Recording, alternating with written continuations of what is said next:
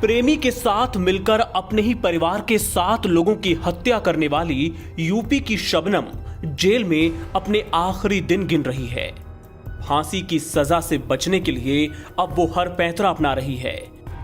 एक तरफ जहां उसने यूपी की राज्यपाल आनंदीबेन पटेल के पास दया याचिका भेजी है, तो दूसरी ओर अब मां की जान बख्शने के लिए बेटा भी राष्ट्रपति से गुहार लगा रहा है।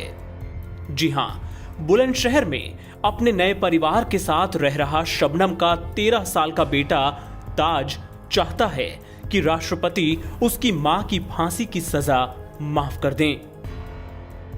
शबनम के बेटे ने कहा, मेरी राष्ट्रपति अंकल से अपील है कि मेरी मां को फांसी ना दें। मैं उनसे बहुत प्यार करता हूं। और जब उससे पूछा गया कि क्या उसे लगता है कि राष्ट्रपति उसकी बात सुनेंगे, तो उसने बेहद मासूमियत भरा जवाब दिया। आपने क्या महामहिम से अपील की है और क्यों की है बेटा? मेरा नाम मोहम्मद ताज है और मैं यहाँ पे 7 साल से हूँ।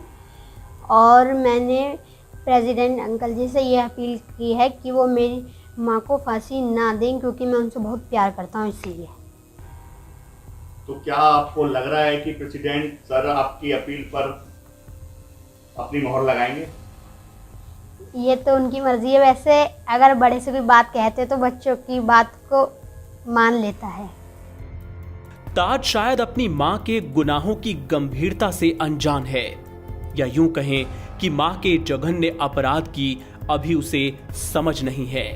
वो बस अपनी मां को जिंदा देखना चाहता है, उस मां को जिसकी कोख से उसने जन्म लिया। दरअसल ताज का जन्म 13 दिसंबर 2008 को मुरादाबाद की जेल में हुआ था। वो 6 साल 7 माह और 21 दिन तक अपनी मां के साथ जेल में ही था।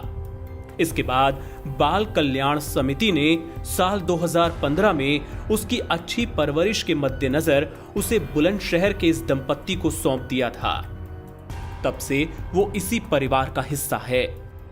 आपको बता दें कि शबनम के अपराध को बेहद जघन्य मानते हुए अमरोहा जिला अदालत ने साल 2010 में उसे फांसी की सजा सुनाई थी। इसके बाद हाई कोर्ट और फिर सुप्रीम कोर्ट ने भी उस फैसले पर अपनी मुहर लगा दी थी। इस फैसले के खिलाफ पुनर्विचार याचिका को भी सुप्रीम कोर्ट ने मार्च 2015 में खारिज कर दिया था। राष्ट्रपति ने भी साल 2016 में शबनम की दया याचिका को ठुकरा दिया था। अब देखना होगा कि क्या वाकई इस मासूम की अपील पर राष्ट्रपति गौर करेंगे, या शबनम वो पहली महिला बन जाएगी जिसे आजाद भारत में फांसी मिलेगी। एनबीटी ऑनलाइन की रिपोर्ट।